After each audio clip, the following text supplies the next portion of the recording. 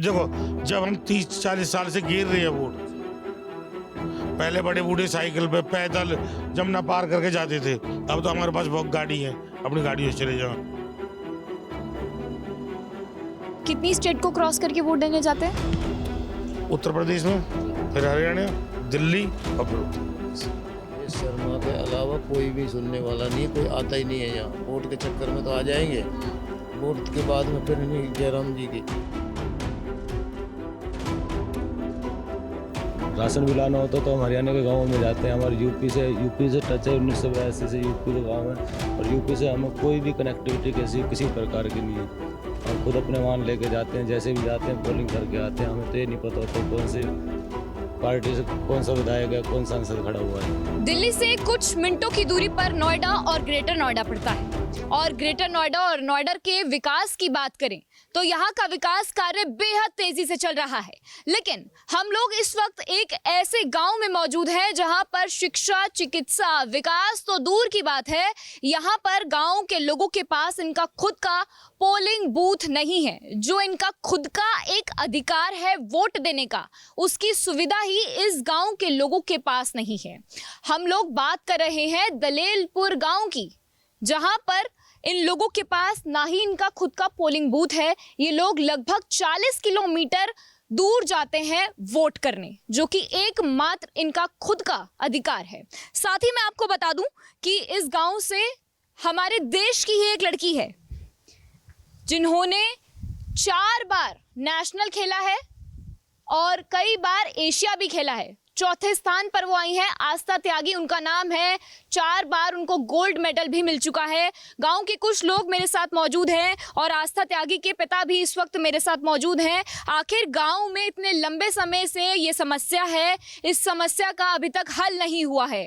आखिर क्यों नहीं हुआ है, इनसे हम बातचीत करेंगे। साथ ही मैं आपको बता दूं कि दलेलपुर गाँव जो है वो ग्रेटर नोएडा में आता है। जी हाँ, ग्रेटर नोएडा में आता है। महेश शर्मा यहाँ से सांसद हैं। आखिर उन्होंने इनकी ये बात क्यों नहीं सुनी? इतने लंबे अरसे से यहाँ पर कोई पोलिंग बूथ नहीं है, लगभग 40 किलोमीटर ये लोग दूर जाते हैं वोट करने। इन तमाम मुद्दों पे हम लोग बातचीत करेंगे। गांव के कुछ लोग आप देख सकते हैं मेरे साथ मौजूद हैं। आप लोग इतना लंबा जाते हैं वोट देने, कितने सालों से जा रहे हैं? मैम ये तो हम 1982 से जा रहे हैं। अगर बाई रोड जाते हैं तो 40 किलोमीटर पड़ता है। अगर हमें नाव में जैसे जमुना पार करके जाए तो 7 किलोमीटर है। तो कई बार नाव मिले, कई बार नहीं मिलती है। जमुना में अगर जाना रिस्क है तो हम इसीलिए अपने बाई रोड जाते हैं। बाई रोड हाँ जी, जाते हैं वोट देने। हाँ जाते हैं वोट देने। एक ही तो अधिकार है हमारे पास, अपने अधिकार को भी यूज ना कर तो फायदा क्या? और तो हमारे पास कुछ है नहीं। जी, सरकार की मूलभूत सुविधा, लाइट वगैरह कुछ नहीं है। भाई ये है कि एक अधिकार है हमारा वोट का, मतदान का, ये हम करते हैं और करेंगे अब की बार भी। लेकिन जाने में बहुत समस्या होती होगी। अब आप जाते हैं नहीं, मैं तो गांव के। अच्छा ये बताइए, इस गांव में लगभग कितने लोग रहते हैं? गांव में तकरीबन 200 सवा 200 प्लस तो वोट हैं। बाकी जनसंख्या 500 से प्लस है। जो बच्चे हैं, नाबालिग हैं, 500 से प्लस होंगी जो आबादी है। सांसद जी ने कभी इस समस्या पे ध्यान नहीं दिया कि इस गांव के भी 200 सवा 200 वोट हैं? सांसद जी कभी आए नहीं यहाँ पे। अगर सांसद जी अब आगे निकल जाए ना, हम उनको पहचानेंगे भी नहीं। अगर महेश शर्मा जी कौन है, हम नहीं पहचान सकते। ये जितने बैठे पूछो कोई पहचान जाए अगर आप हमारे सांसद कौन है। इलेक्शन में हमको पता पड़ती है कि हमारा सांसद कौन है, हमारा विधायक कौन है। विधायक के बारे में भी नहीं पता होता ना, विधायक के बारे में अगर किसी विधायक का नाम पता हो, यहाँ जितने बैठे हैं किसी नहीं पता विधायक का नाम। किसी को नहीं पता। नहीं। तो इस समस्या का हल अभी तक क्यों नहीं हुआ है? देखिए, आप इतने लंबे अरसे से ये समस्या बता रहे हैं कि इतना लंबा टाइम हो गया है। कहीं तो आप इस समस्या को लेके गए होंगे, कुछ कहीं सुनवाई नहीं हुई क्या? मैम गए हैं, कई बार गए। डीएम साहब के पेश हुए हैं, एडीएम साहब के पेश हुए, एप्लीकेशन भी लगाई हैं। और प्रधान ने भी 1-2 बार कोशिश करी है। लोगों को मंगल जुबार को जो तहसील दिवस होता है उसमें भी गए हैं हम, वहाँ भी हमारी कोई सुनवाई नहीं हुई। सिर्फ आश्वासन तो मिल जाता है हमें, हाँ होगा। इतनी करने के बाद ये 3-4 ठूटी लगाई हैं, ठूटी लगा के छोड़ दी, इनका बोर नहीं हो रहा अब। अच्छा, गांव की और क्या क्या समस्याएं हैं? गांव में एक सबसे बड़ी समस्या तो लाइट की है। अगर लाइट हो तो बच्चे, अब जो हाईटेक चल रहा है, सोशल मीडिया का ज़माना है, 2 घंटे मोबाइल चला डाउन हो जाए, फिर दूसरे गांव में जाके चार्ज करके लेकर आए। अच्छा, शाम को अल्टरनेटर से हम लाइट चलाते हैं और अपना पानी भरना। सबसे बड़ी समस्या हमारी लाइट की है। दूसरा भी प्रौढ़ शिक्षा केंद्र हो, आंगनवाड़ी हो बच्चों के लिए, ऐसी कोई मूलभूत सुविधा है ही नहीं। आंगनवाड़ी आई है तो लोग बागों में वितरण नहीं हो पा रही वो। बाकी लाइट की है हमारी मेन जो गवर्नमेंट से गुजारिश है, रिक्वेस्ट है, लाइट की है। हाँ, लेकिन एक मतदान केंद्र होना भी उतना ही जरूरी है। मतदान केंद्र देखो, जब हम 30-40 साल से गिर रहे हैं वोट, पहले बड़े बूढ़े साइकिल पे पैदल जमुना पार करके जाते थे, अब तो हमारे पास बहुत गाड़ी है, अपनी गाड़ियों से चले जाओ। लेकिन सपोज जैसे आपके पास गाड़ी है, यहाँ पे मुझे लगता है कि ज्यादातर लोगों के पास कोई व्हीकल नहीं होगा। एक दूसरे की हेल्प कर लेते हैं हम। मेन बात है जो इतने लोग परेशान हो, लाइट से परेशान है। अगर हमारे में लाइट आएगी, उन्हें अपने सोशल मीडिया चालू करेंगे, मुख्यमंत्री से भी शिकायत लगाएंगे, सबसे करेंगे, पोलिंग बूथ तो करा लेंगे हम। पोलिंग बूथ 5 साल में एक बार यूज होना है। लाइट हर दिन चाहिए, हर मिनट चाहिए। अगर अभी तक तो हम सरकारी दस्तावेज में ही शामिल नहीं है। हमारे गांव की खतौनी भी अभी कंप्यूटराइज नहीं है। अगर ऑनलाइन निकालनी चाहे ना, हम अपने गांव की खतौनी ऑनलाइन नहीं निकाल सकते। कोई भी डॉक्यूमेंट हमारा ऑनलाइन नहीं निकाल सकते। अगर हमारी खतौनी मैम ऑनलाइन हो जाती है, हमारा KCC कार्ड बन जाएगा, बैंक अकाउंट हो जाएगा, बच्चों को सरकारी जो सुविधाएं मूलभूत सुविधाएं वो प्राप्त होंगी। जब हम किसी रिकॉर्ड में नहीं है तो हमें सुविधा क्या मिलेगी? ना कोई किसान क्रेडिट कार्ड है, ना कोई हमारे बुजुर्गों की पेंशन है। 80 साल उम्र है ताऊ जी की, इनके भाई की 75 साल उम्र है। 4 पेंशन इनके घर में, एक नहीं बनी आज तक। ये बताइए, कितनी स्टेट को क्रॉस करके वोट देने जाते हैं? उत्तर प्रदेश में जी। फिर हरियाणा, दिल्ली और फिर उत्तर प्रदेश। कौन सी जगह है जहाँ पे आपका पोलिंग बूथ बना हुआ है? जहाँ गुलावली गांव में है, सरकारी स्कूल है गुलावली, उसमें वो जाते हैं हर साल पोलिंग 5 साल में, वहीं पे वोट होती है। कितने किलोमीटर पड़ेगा लगभग? तकरीबन 40 किलोमीटर एक साइड से। एक साइड से 40 किलोमीटर, एक वही 40 किलोमीटर आना। 80 किलोमीटर हो गया। किलोमीटर हो गया। अगर जमुना नदी पार करके जाएं तो जमुना नदी का नाम ही नाम रह रहा है, काला गंदा नाला हो रहा है बिल्कुल। नाव कब पलट जाए, टूटी सी नाव। अभी पिछली बार तो डलवा भी दी नाव। इलेक्शन हुआ, तीसरे दिन नाव लेके उठा गए। अच्छा, मतलब अगर नाव आई थी तो सिर्फ इलेक्शन के चलते आई थी, इलेक्शन खत्म नाव गई। हाँ, जैसे आज पोलिंग हुई है, हाँ। अगले दिन नाव को उठा के ले गए। अब हमारे पास फोन भी आया था अधिकारियों का, भाई पोलिंग बस भेजें, क्या करें? मैं कहा, हमें बस की जरूरत नहीं है, हम अपने आप अपने वाहनों से चले जाएंगे, नाव डलवा देते हैं। मैं उधर से वोट डाल के आएंगे, इधर नाव नहीं मिलेगी फिर अपने पार।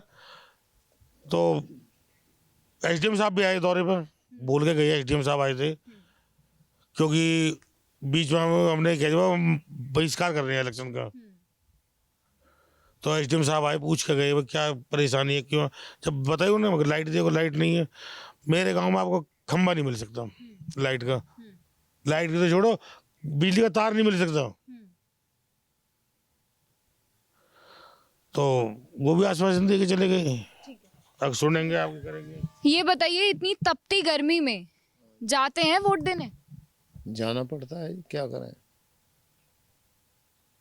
वोट तो देनी जरूर है हमें। क्या लगता है आपकी बार महेश शर्मा आपकी बात को सुन नहीं रहे हैं? 10 साल उनके कार्यकाल को हो चुके हैं, लेकिन ये समस्या जो है ये उससे भी ज्यादा लंबी है। महेश शर्मा के अलावा कोई भी सुनने वाला नहीं है, कोई आता ही नहीं है यहाँ। वोट के चक्कर में तो आ जाएंगे, हाँ। वोट के बाद में फिर नहीं, जयराम जी की वो भी नहीं आते। कैसे चलेगा फिर? ऐसे ही चलता रहेगा? अब ये तो वो जाने या उनका काम जाने, सरकार जाने, हम क्या कर सकते हैं बताओ। हम तो यही कर सकते हैं, जाके इलेक्शन में वोट। कार्यकर्ता नहीं आया अब तक। 26 तारीख को वोट डलनी है, प्रतिनिधि का कोई भी कार्यकर्ता अभी तक हमारे पास इस गांव में आया नहीं है। प्रचार प्रसार के लिए भी नहीं आए क्या कोई? कुछ नहीं आया। हमें ये नहीं पता कौन कौन कैंडिडेट खड़े हैं, कुछ नहीं पता हमें अभी। सिर्फ BLO आई थी और ये दे के चली गई। अब ये आपकी वोट है, पर्ची दे के चली गई, अब आपको वोट डालनी है। केंद्र कहाँ लिखा है? ये लिखा भी हुआ है जी। हाँ जी, देखिए आप, ये देखिए, मैं कैमरा पर्सन से कहूंगी ये दिखाए। ये देखिए, प्राइमरी स्कूल गुलावली। देखिए रियलिटी चेक आपके सामने ही है, लेकिन कुछ और लोग हैं। ये बताइए, इतनी तपती धूप में आप जाते हैं, अभी अप्रैल चल रहा है, इतनी भयंकर धूप है जिसका कुछ कहना ही नहीं है। बारिश पड़ रही है लेकिन गर्मी का सितम आप देख सकते हैं। हमारे बड़े बूढ़ों ने काट दिया, हम भी उन्हीं के पीछे हैं। हमारी कोई कनेक्टिविटी नहीं है यूपी से किसी भी प्रकार से, ना बिजली से, ना हमको अगर कोई राशन भी लाना होता तो हम हरियाणा के गाँव में जाते हैं। हमारे यूपी से टच है 1982 से यूपी के गाँव में, पर यूपी से हमें कोई भी कनेक्टिविटी किसी प्रकार की नहीं है। हम खुद अपने वाहन लेके जाते हैं, जैसे भी जाते हैं पोलिंग करके आते हैं। हमें तो ये नहीं पता होता कौन सी पार्टी से कौन सा विधायक है, कौन सांसद खड़ा हुआ है। तो हम बस एक हमारा धर्म है, हमारा कर्म है, हम वोटिंग करने जाते हैं। वोटिंग करने आप जाते हैं, बड़ी समस्या लेकिन आ रही है। इतने लंबे समय से ये समस्या चल रही है। हम कितने लोग हैं आपके घर में जो वोट देने जाते हैं और कैसे जाते हैं ये बताइए? हम अपनी पर्सनल सवारी से जाते हैं, जैसे भी जाते हैं। सरकार से कोई सुविधा नहीं मिलती जी, नो। समस्या गहन है। फिर आप कैसे जाते हैं वोट देने? इतना दूर पड़ता है तो? हम भी ऐसे हेल्प कर कर चले जाते हैं भैया के गेल। अच्छा ये बताइए, महेश शर्मा जी को कितनी बार देखा है आपने? हमने तो एक बार भी नहीं देखा जी। अच्छा ये पता है आपको कि सांसद है वो आपके ही क्षेत्र के? ये पता है आपको? पता नहीं हमें तो कौन जीता कौन ना जीता। जब हमारे कोई कनेक्टिविटी नहीं है, लाइट होगी तो टीवी वगैरह पे देखेंगे हमें किस पार्टी से जीत रहा है। सबसे मेन मूलभूत सबसे जरूरत की चीज़ है बिजली, जिसको हर आम आदमी को जरूरत है जी। हमारे पास वही नहीं है तो हम क्या करेंगे। मैम टीवी है सबके घर में। एक मिनट रुकिए। हाँ जी, क्या टीवी है, LCD है सबके घर में। यहाँ जितने भी लोग बैठे हैं इनसे पूछना अगर उन्होंने न्यूज चैनल कब देखा टीवी पे, जब कभी अपने रिश्तेदार के घर चली गई है। 1 घंटा भी लाइट नहीं आती? नहीं कुछ नहीं, यह किसी रिश्तेदार के घर चली गई है जब टीवी देखने को लिए मिलता है। तो गर्मियों में गुजारा कैसे हो रहा है फिर आपको? ये पेड़ के नीचे, जैसे आप बैठे हो हमारे साथ। मैंने 5 साल पहले भी गई थी एक बार। जो ये विधायक हैं, सांसद हैं, जितने भी ये पॉलिटिशियन हैं, जी। एक रात मेरे यहाँ गुजार के देखें, हमारी कोई शिकायत नहीं होगी कभी भी। देखिए, दलेलपुर गांव में इस वक्त हम लोग मौजूद थे, जो कि ग्रेटर नोएडा में आता है। लेकिन मैं आपको एक रियलिटी चेक यहीं से दिखाना चाहूंगी कि मैंने अपने गूगल मैप पर गुलावली जो इनका पोलिंग बूथ है वो डाल के देखा है। यहाँ पे आपको कैमरा पर्सन से बोलूंगी थोड़ा क्लोजअप करे। 48 मिनट्स का रास्ता यहाँ से दिखा रहा है। मैं डायरेक्शंस पे गई, बाइक का रास्ता 48 मिनट्स और 53 मिनट्स दिखा रहा है ये कार से। 34 किलोमीटर, हालांकि ये 34 किलोमीटर 34 किलोमीटर लगभग आ रहा है। गांव वालों का कहना है कि लगभग 40 किलोमीटर की दूरी पर वो स्पॉट है, वो मतदान केंद्र है जहां पर ये लोग वोट डालने जाते हैं। अब इस बात में आखिर कितनी सच्चाई है, मैं यहाँ से निकल रही हूँ दलेलपुर से और मैं जाऊँगी गुलावली, इनके जो मतदान केंद्र है वहाँ पर। और इसी मैप को फॉलो करते करते मैं गुलावली प्राइमरी स्कूल में जाऊंगी और देखूंगी कि आखिर मुझे पहुंचने में कितना समय लगा है, कितना लगभग किलोमीटर है। तो चलिए मेरे साथ। यहाँ पर बातचीत करने के बाद अब हम जा रहे हैं गुलावली।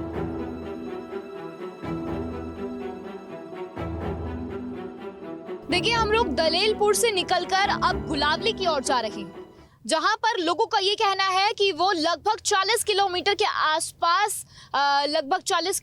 आसपास वोट देने जाते हैं। वहीं पर ही एकमात्र मतदान केंद्र है। अब इस बात में कितनी सच्चाई है, अब आप ये लोग देख सकते हैं कि हम लोग दलेलपुर से निकलकर जा रहे हैं गुलावली, जिसका रास्ता जो है वो 31 किलोमीटर दिखा रहा है। हालांकि अभी तक हमने 2 किलोमीटर का सफर जो है वो तय कर लिया है। 47 मिनट्स का रास्ता दिखा रहा है। मैं अपने कैमरा पर्सन से बोलूंगी कि एक बार इस पर स्टेब्लिश करे वो इस शॉट को और दिखाए कि हम लोग निकल चुके हैं दलेलपुर से गुलावली की ओर, जहां पर हम गुलावली में जाकर सबसे पहले लोगों से पूछेंगे कि जो गुलावली प्राइमरी स्कूल है उस तक का रास्ता कितनी दूर का है। फिर वहां पे जाके आपको एकमात्र दलेलपुर लोगों के वोट का मतदान केंद्र जो है वो दिखाएंगे।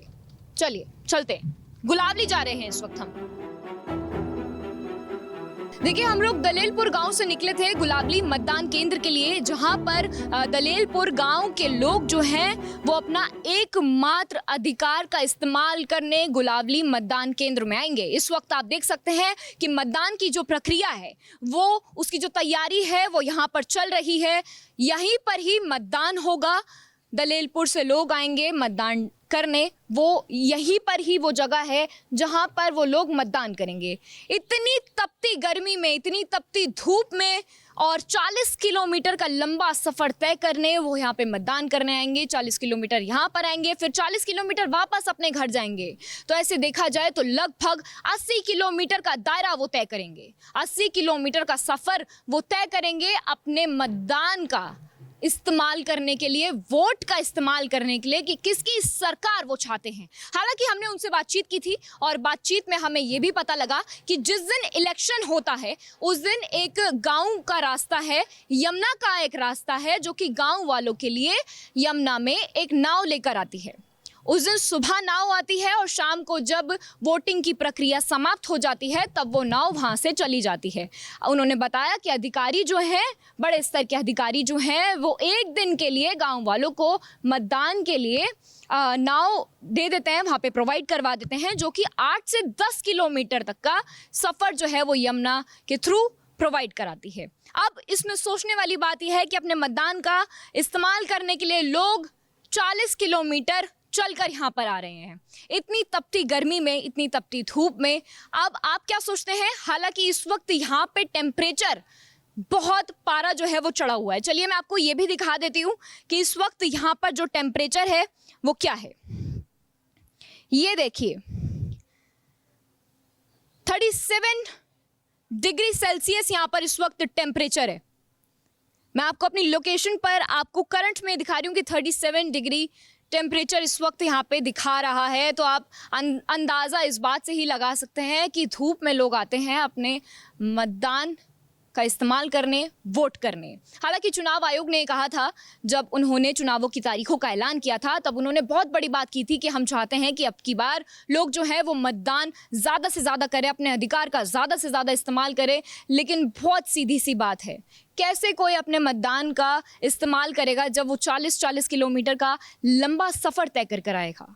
आप क्या सोचते हैं, क्या समझते हैं, आपकी क्या राय है इस खबर पर, हमें कमेंट बॉक्स में जरूर बताएं। श्रेष्ठ उत्तराखंड पर खबरों से जुड़े रहने के लिए चैनल को सब्सक्राइब करें, बेल आइकन दबाएं और देखते रहें श्रेष्ठ उत्तराखंड।